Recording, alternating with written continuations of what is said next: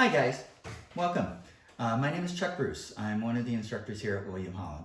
I'm known for tradition stone and silver inlay, but I'm also known for what's called loop and loop chain, or my class description is advanced chain making. The personal ornamentation goes back centuries, back to the Romans, the Greeks, the Etruscans. And for myself, I'm a pure metalsmith, and what I like is with the traditional chains, they are fused. If you get back into the Byzantine times, they are soldered with sterling, but most of the chains from ancient Rome, ancient Greece were done with fine silver or pure gold. Reason being, that was the rock they were pulling out of the ground. With this, we're doing the Roman fold over today. It goes back to the ancient Roman times. We've got a little bit more of a modern version of this. And with that, you'll see several examples. I'm a big one on design and making the design your own. These are some of the variations I've come off of what was traditionally done for the Roman fold over chain. I teach from the classical loop and loop book with Jean Stark.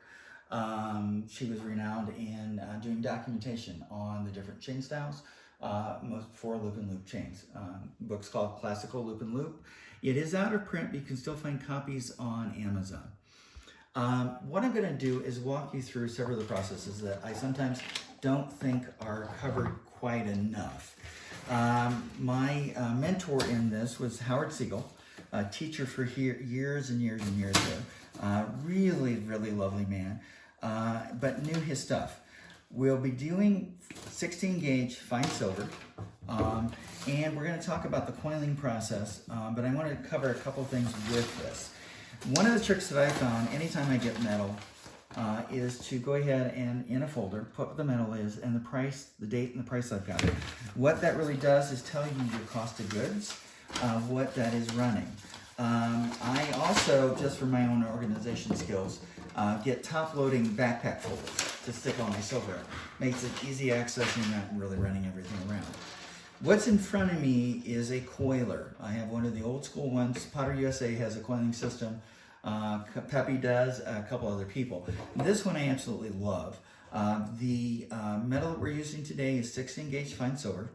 The diameter of the mandrel that we're using is 3/4 inch. You could have a 3/4 inch wood dowel.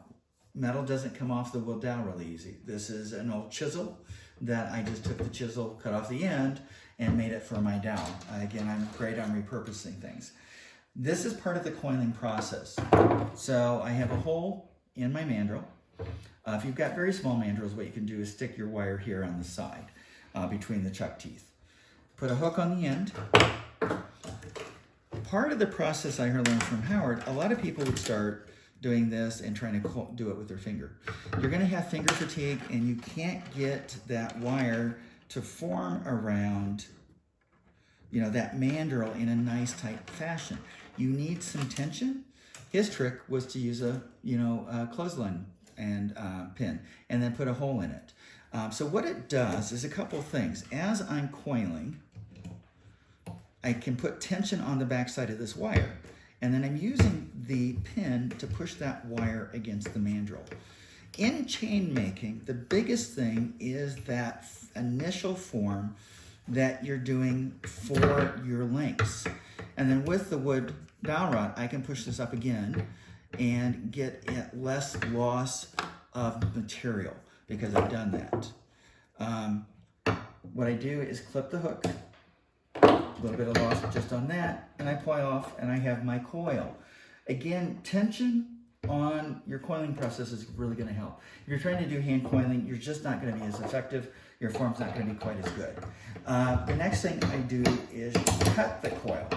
There's a couple ways that you can do that.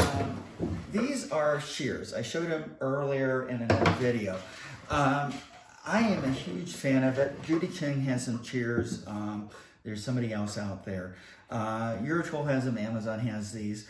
I think they're originally garden shears. But what you want is a very tight or small cutting area and a wide or big press down, or for basically you're doing a lever method of cutting.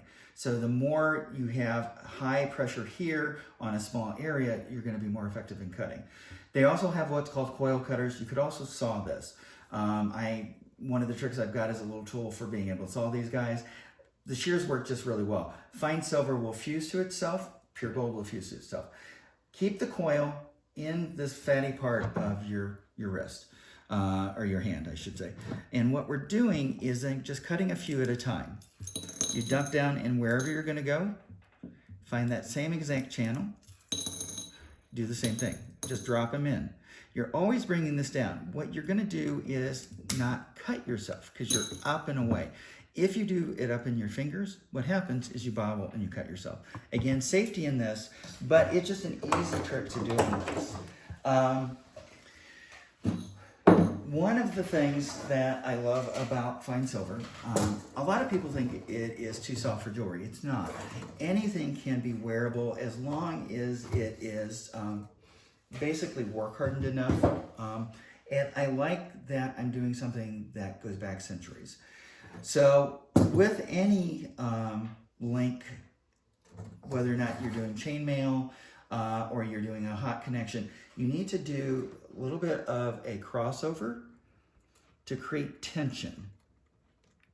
If there's a little divot from the cutting part, like I said, the fine silver is going to take care of that and not be a huge issue. So what I'm going to do is place the joint. I line my joint up time and time again where I know that I'm going to be fusing. So in fine silver and in 24 karat gold, we are fusing the metal. There is no copper, so it will not have to be soldered, and which makes it actually nice. So you also don't, because of that, have to pickle it because it just has no copper for oxidation. So I get my joints lined up. Now, beginners in this usually only get about 60 to 70% of their lengths. This is the first chain that we do in my class because there's a little bit more forgivability part on it. It's also a heavier gauge, so you're able to do it a little easier than getting into the smaller gauges. My goal in my life when I first started this, and then I was Howard's teaching assistant for a few years, was to get myself up to 90, 95%. I usually can get that. On my good days, I'm almost 100%. But there are days that it just takes a little bit more concentration for me to kind of get in the groove on this. The board that we are soldering on is a ceramic tile board. It's a high heat insulation board, commercial. You can use a solderite board. What you want is something that has a very fine grain and that is not very porous because of the fusing process. We'll just let that pick up the porosity. So if you can get a what's called either a soft solderite or a basically a composite board, you're going to be better off on your fusing. These boards, I do one side fusing, I do one side soldering. So you don't have any cross-contamination if you need to solder like you're closing your finding and stuff. Today we're just going to go through the link and then do the assembly for a pair of earrings. Kind of a quick and dirty intro to my world. One of the things I love about chain making is I don't have to think about it real hard. It's a repetitive action that for me is soothing. I do very precision work with my inlay work and the other avenues for my silver and goldsmithing.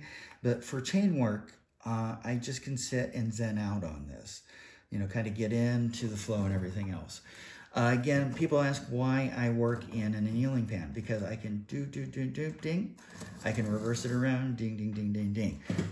I find it works for who I am and for my habit. Just a second.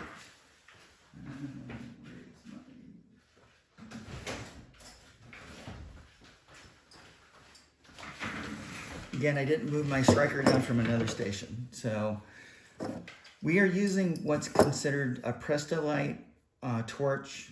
There's Victor out there. It is ambient air and acetylene.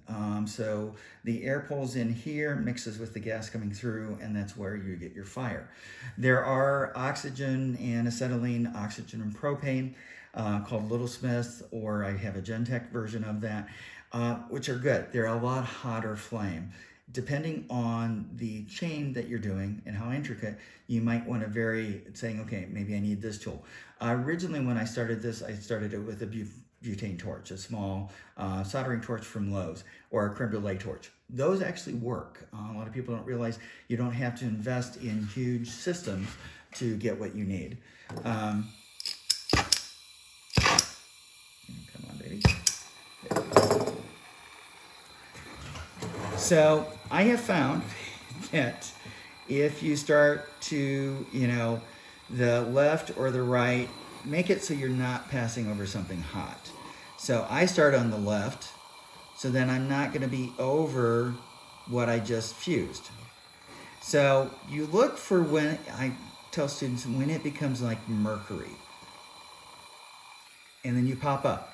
Again, torch skills are just that. You can see how I'm holding the torch. These are progressive lenses. My sweet spot is in a seated position. And I prefer being seated just because of low back issues, hip issues, and everything else. And it brings me closer. So the minute that I start to see this flow, I go ahead and pop off of it. Pop up, it instantly cools. Beginners and people new to this just stay on it too long, and that's what happens with the melt factor. So the second project I usually do after this is a double foxtail. It goes back to the ancient Grecian times. And it's a 20 gauge fine silver, a little bit more precision driven. So the Roman fold over for the first chain is actually a good one to start up. Okay. Again, once it starts to go, because there is residual heat in the metal and in that board. So that's going to finish off that flow process for you. Okay, pop up. You can see if I'm doing 10, 20 boards of these, it's just a kind of mindless going do operation. I usually have Karen Carpenter playing in the background, which I'm aging myself. For me, she's an artist that I absolutely love, that her life ended a little too soon, but I identify with her music from my childhood. So that is doing a board. I usually have multiple boards, set everything up, fuse everything at the same time. I'm doing a little bit more of a production method. There's nothing wrong with production. If you're gonna sit and do something, why not make it to your benefit? Once this is cool, because I don't have to quench it, I just let it air cool. What I do is just drop it in my bowl and I move on. So the next portion of this is going to be forming. So I tell my students with this that you've got the 4 F's. You've got forming, which coiling is a form of forming. You've got filing. So my name tag dropped off. It's kind of like, Murphy's Law. When things are going to happen, they're going to happen. And you just have to laugh at life. So you've got forming. So first, coiling is forming. You've got fire, fusing. That's the next step. We're coming back to a third forming method. We'll then be going back to the fire. Then we'll do, again, another forming method. And then we'll do finishing also and forging. So if you can think of those, in the examples, there's different variations. You can always change the size of the gauge that you're doing. You can also change, what you're forming this around and things along those lines. So in this, what I've got is reverse opening pliers. They're called originally for mechanical car stuff. What they do is when you squeeze on them, they reverse. Rio has a pair of these. They tend to be a little expensive. These guys you can get on Amazon, Tecton, and you just put reverse opening. So what we want is that fuse joint at the very end. I'm going to then just do an elongate. You're wanting to create just a little, round circle. I put tension on it. It actually stretches that out also, because this is in a full annealed state. Annealed is when your metal has the atoms all lined up. Heat will, on metal, allow those atoms to line up. As you work a metal, like forming or forging or something like that, you're randomizing the atoms in that metal, and so the metal becomes hard. So I just go through, I do several of these, again, it's a no-brainer. I can sit, I can listen to the music. I have taken stuff like this outside. I've done it in bed watching TV. I'll do it in a car with somebody else driving. You don't want to drive and do this at the same time, you know, And, you know, it is a part of my life that I don't always have to be stuck at the studio. So once everything is fused up, you know, I can have a travel board, I can have a little butane torch, and I have this travel with me. Again, my life is extremely full. I teach extensively, I do art fairs extensively, and I'm always playing catch up. And the times that I can take a break and then just do something that is repetitive and I don't have to think really hard about is really kind of nice. And I also love the history and actually, you know, doing this. This is part of, you know, what I love doing. So I go through and do this. Now, if you've got a couple that are bumpy or a little off, we're going to have a solution for that. But you always want that joint down in the end. And there's a reason for that you'll see next. Again, we go through, we do this, bang, bang. So the next part of this is to put these back on, take a pair of round nose pliers, and where your joint end is, make sure you've got the right end, yeah. We're going to make a little exclamation mark. And so you take your round nose pliers, you come up right against that. So you're making a little exclamation mark. I don't know if you guys can see it without my fingers in the way.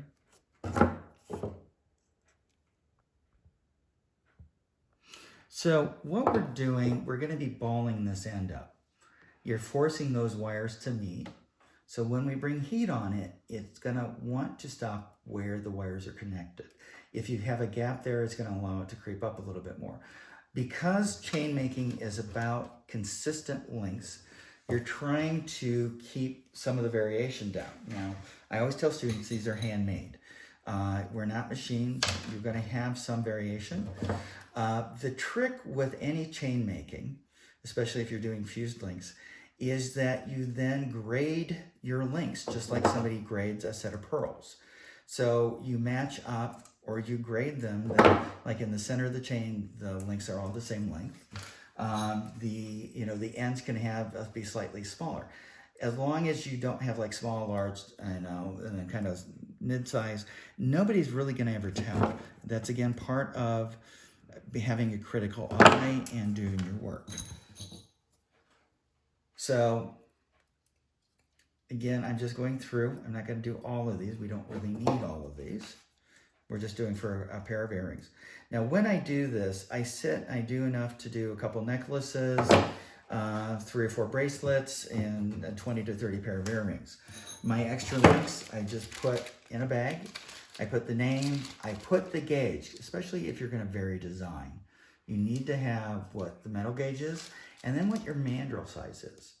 But again, these can be sized up, they can be sized down. I've done this in a 14 gauge. Really kind of a heavy chain, but for large men, it does really, really well.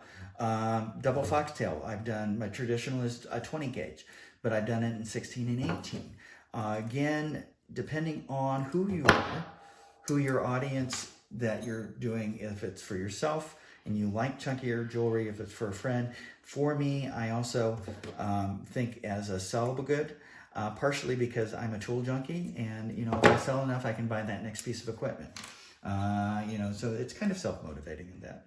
I have been lucky that I finish work really well and I sell well. Part of it is just having a critical eye on stuff. So I go through. So I have a whole set of those. I move things to the side.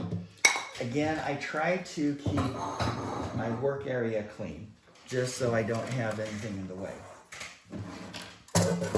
We're going to the next part, which is going to be fusing the end. What I do is so things are on a brick. I have my water right behind.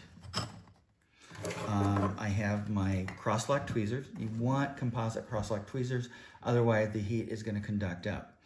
Now, I teach this way because it's a lot faster. You can have a third hand with a cross-lock tweezer, but then you've got to put down your torch and everything else. So I get my flame going. And so then what I do is fingers, bing, bing. Take my cross-lock tweezers. I have my hands braced so that I'm not just fully suspended out in nowhere. And what I'm doing is bringing heat right down on that bottom of that link. And what it does is then melt pure silver balls beautifully. At the connection area, then I just have it jump up. I have it tilted at just a little bit of an angle. What it does is put a little bit more of a bump on one side or the other. I'm a big textural person, and with people wearing it, either earrings or the bracelet, it has a different textural feel. I wait for a second before I drop it. If you drop it too quick in the water, what you're gonna do is have some water scoring on it. So again, I use my left hand. I do not touch the cross-lock tweezers. Where that flame is on that silver, it's conducted heat up into that. And again, there are different methods to doing this. So if you're not comfortable doing this, we just go with an alternate method. Again, simple and easy.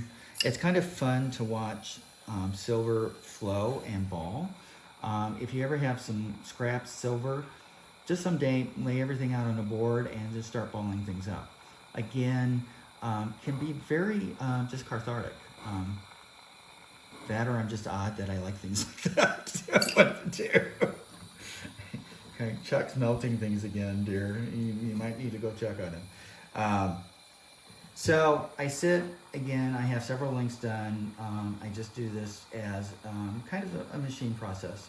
I'm ex-restaurant, and so when you've got a party of 500 people and you're doing appetizers and meals for, you just don't do one at a time. You get everything laid out, and then you rock and roll on whichever appetizer you're working on or anything else. At the same time, I keep my work area really clean. Again, I think some of that's restaurant background. The thing that you want to limit is cross-contamination. So if this brick was really dirty, I would not be picking them off this. I would do a clean brick, I would do a ceramic tile. The brick is just a little taller for me. Again, I'm a larger guy, and where I'm resting my elbow makes it just easier for me not to have to, get my wrist as far down and my arms as far down.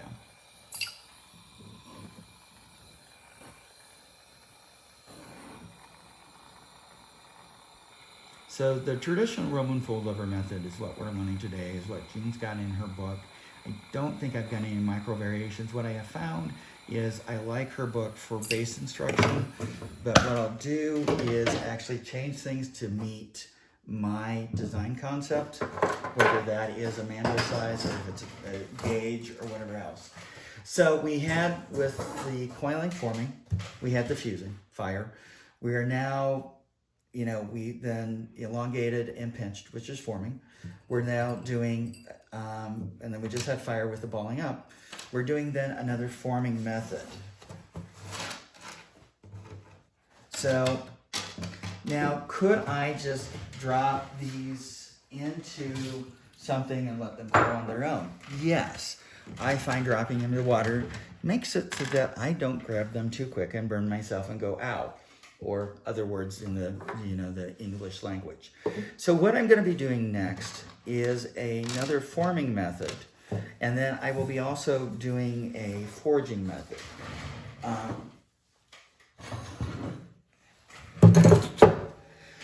So, around those.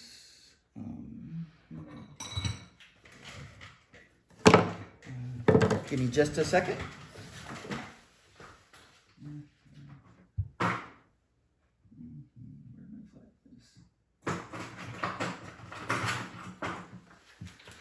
Usually at my studio, I have everything laid out. Just got done doing another demo, and I have not had enough caffeine this morning. So these are just round nose pliers. This is considered your mandrel for this.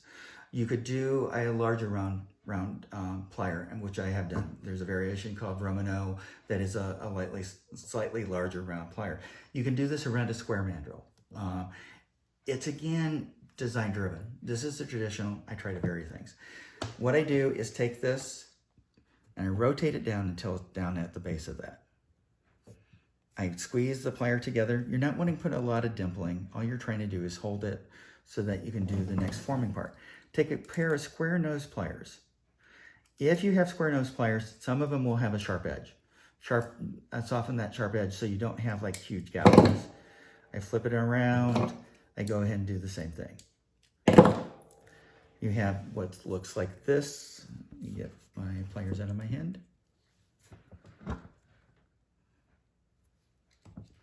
And so it's again a matter of going through. Now some of these are going to vary in size a little bit, just because of the balling action, you know, being on it, how long, how much the silver crept up, everything else.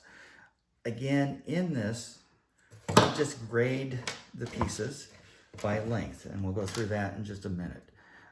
So again, push down.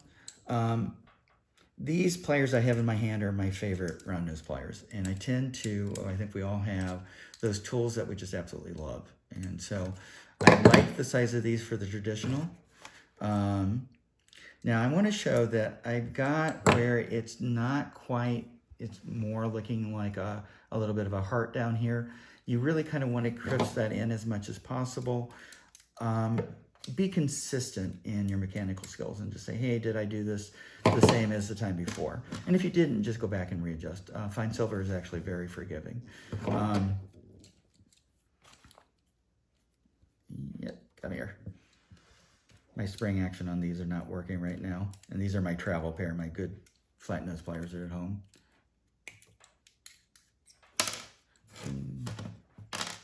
So earrings are my bread and butter.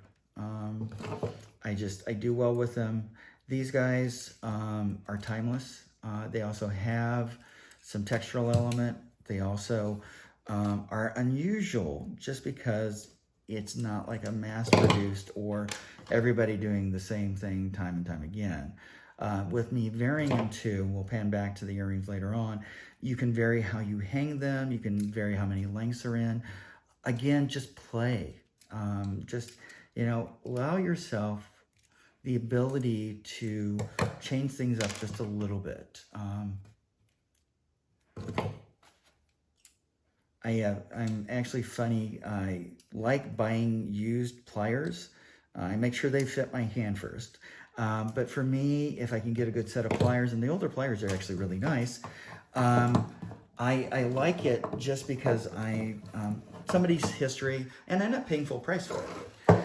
So the next thing we're going to do is forging. So we will be taking this area right here, the round area, and then forging that down.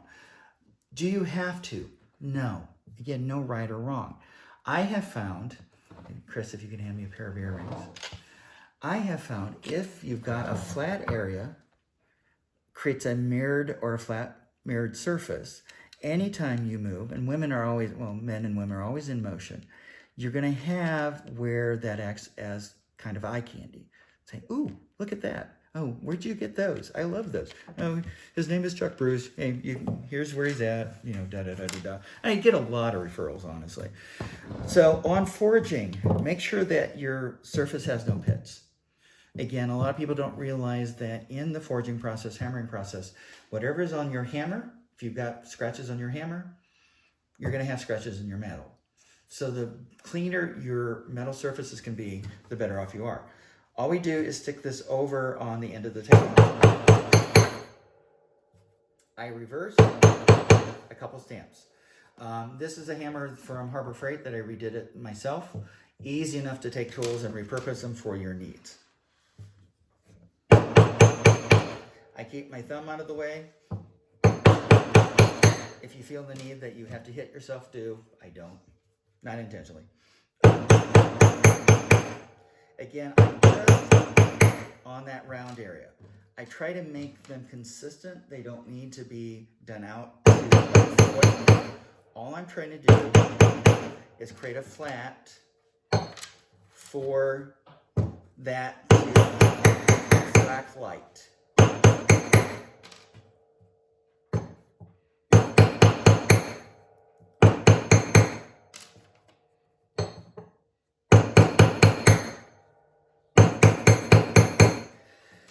So a bracelet takes approximately 19 links, I think, for in the Roman fold over. For a necklace, I think it's 27 links. It depends on the length of the necklace. So the next thing we're going to do is part of the assembly process. So what I'm doing now is the grading process. There are small variations between these guys, not huge. But a lot of people don't realize, it's like when you walk in an area and you know something's not quite right, we key on things even if we can't figure out what we're keying in on.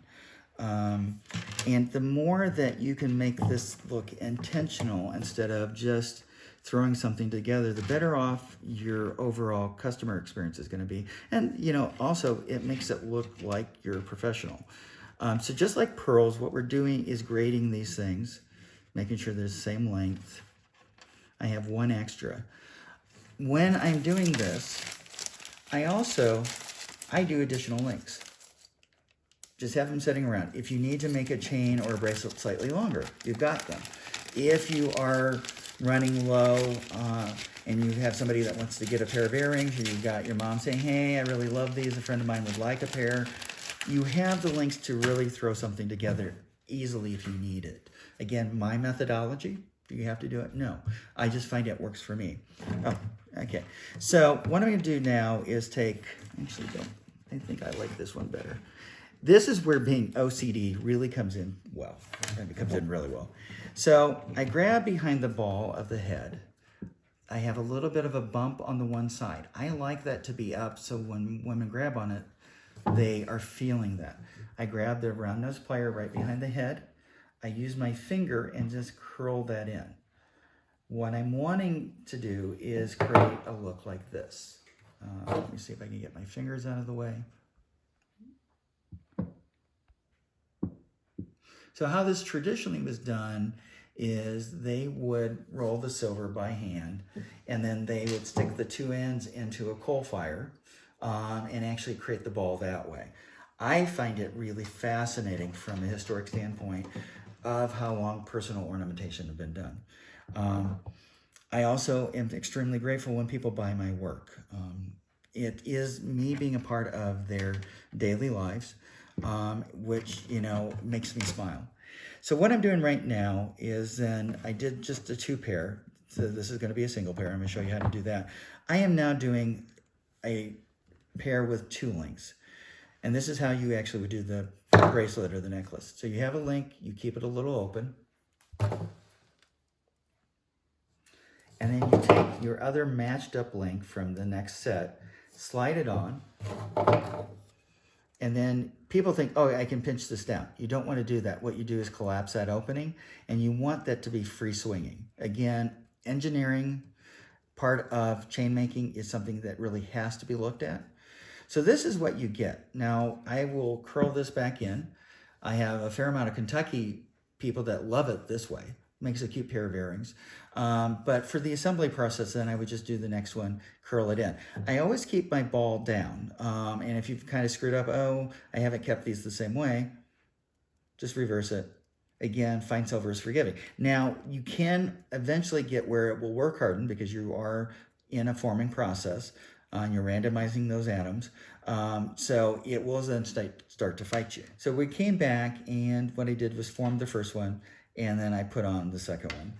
Now I'm going to do earrings with these, and with doing, you know, the changes that I want to do from a way they hang, I want to cover this real quick, and this is a fun one. So normal for me, and I tend not to make my ear wires. I think that professional ear wires are just that. They're professional, and I have better use of my time just because, again, I'm always playing catch up. And this would be just really kind of methodical that I don't like as well. So I've got the 2 pairs that I'm making. What I'm going to do is hang these in the normal method. The way I learned from Howard is to use a pair of bent nose pliers. You grab that loop and you pull it to the side. If you try to open it, what you do is deform that opening. This is going to be the back of the ear. So I hang my earrings how I want them to look. So this is going to hang toward the front, where you have the peek through version, and you bring the bent nose pliers back, and you bring this together. This is how these guys are looking. You can see how they're already playing. Now this is not the final step on this. What I would be doing is actually tumbling these. And a lot of people say, okay, I like things that are well tumbled. Historically, they wouldn't have that process available to them. The only way they would have had any shine was from hand handling. For myself, I find that people respond well to things that are well polished. And the other thing that happens with things that are well polished, a lot of people don't realize, that metal, even though it's been kind of in the refining process of being from an ingot to wire or sheet or whatever, you still have scratches. When you tumble things with stainless steel shot, you're removing the scratches out. You're making that metal have less pits for oxygen to get in and to either tarnish or turn something a different color. Now, fine silver not having the copper will not oxidize like sterling, but it will still turn a yellow color. There's a dippable solution from Bed Bath & Beyond called Connoisseurs Silver, and you just, if things are well polished, you can just dip them in for 10 seconds and pull them out. And they look like they have the original finish because you've taken the time for finishing. So these are how these guys are looking. If they're not hanging quite correctly, what I do is adjust, take that other one.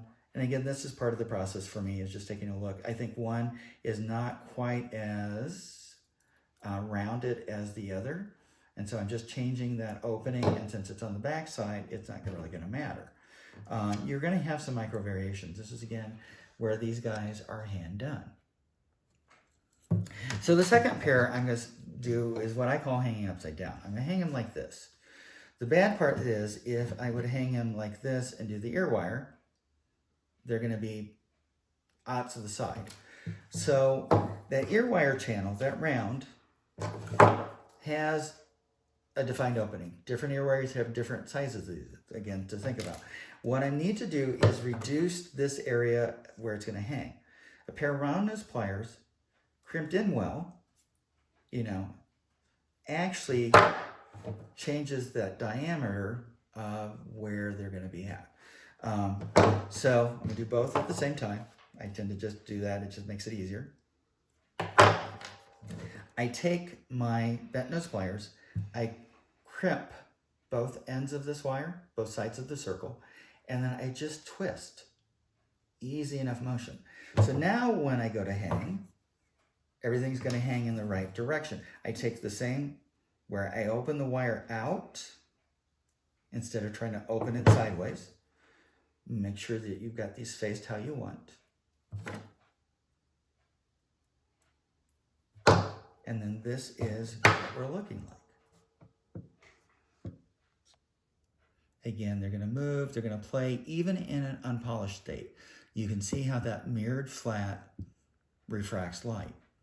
And I work in that methodology. I just love that, you're going to sing, you're going to fade away. You're going to sing, you're going to fade away. My customer base really likes it too. Sometimes they don't understand what they're saying. But adornment, personal adornment, is about attracting the eye to that person. So you can see it with people that do it. And then jewelry has a real personal meaning. So sometimes you've got to look at the personal connection also. So this is what we've got. This is how these guys look. Now, if we pan back to the jewelry, finished goods, what we've got is some variations. But this is what I look for in a final thing in class. We get your items well polished. Another trick that I have found in patina work, because I found everybody doesn't like shiny, shiny silver, is that we polish first, get that metal to have some luster, remove some of the scratches in it.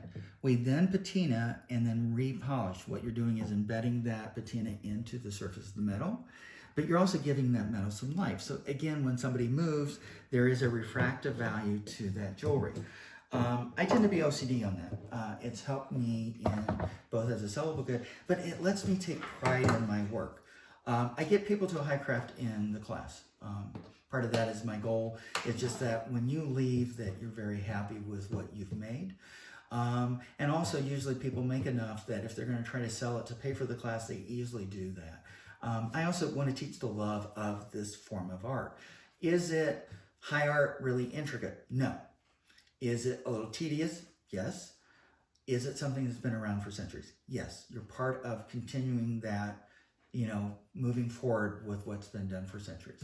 And again, I like to be part of that process. So thank you for joining. Look for my classes next year, and just have a great day. Bye.